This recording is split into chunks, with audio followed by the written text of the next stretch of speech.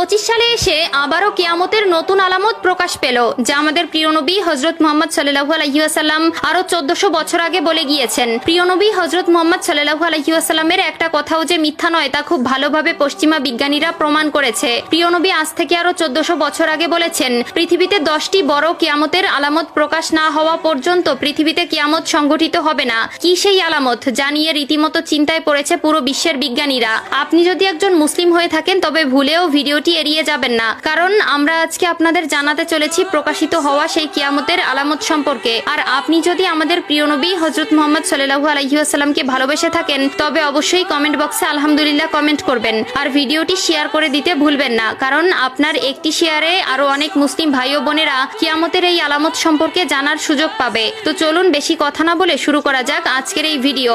হাদিসে বর্ণিত আছে, কিয়ামত সংঘটিত হওয়ার পূর্বে পুরো পৃথিবী থেকে পবিত্র আল কোরআন উঠিয়ে নেওয়া হবে। প্রিয় দর্শক, কিয়ামতের নিকটবর্তীতার প্রমাণস্বরূপ কিছু আলামত প্রকাশ পাবে। এর মধ্যে কিছু হবে বড় আলামত, আবার কিছু হবে ছোট ছোট আলামত। ইতিমধ্যে পুরো বিশ্বে অসংখ্য কিয়ামতের ছোট আলামত প্রকাশিত হয়েছে।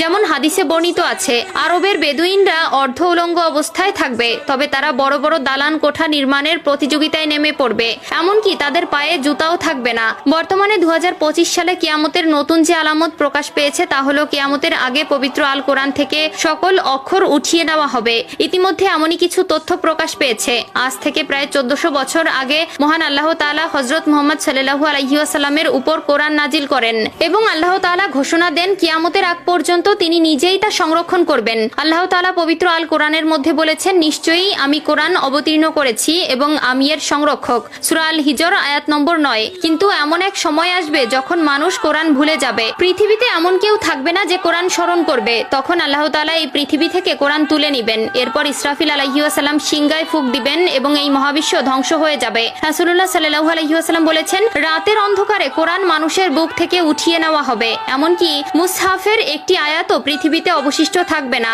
ইবনে মাজাহ হাদিস নম্বর 4050। কিয়ামতের আগে পৃথিবীতে কোনো মুমিন ব্যক্তি থাকবে না। কিয়ামত আসবে পৃথিবীর সবচেয়ে নিকৃষ্ট মানুষদের উপর। আনাস ইবনে মালিক রাদিয়াল্লাহু তাআলা আনহু থেকে বর্ণিত, রাসূলুল্লাহ সাল্লাল্লাহু আলাইহি ওয়াসাল্লাম বলেছেন, কিয়ামত ততক্ষণ শুরু হবে না যতক্ষণ না এই পৃথিবীতে এমন কেউ অবশিষ্ট থাকবে না যে বলবে আল্লাহ আল্লাহ। সহিহ মুসলিম।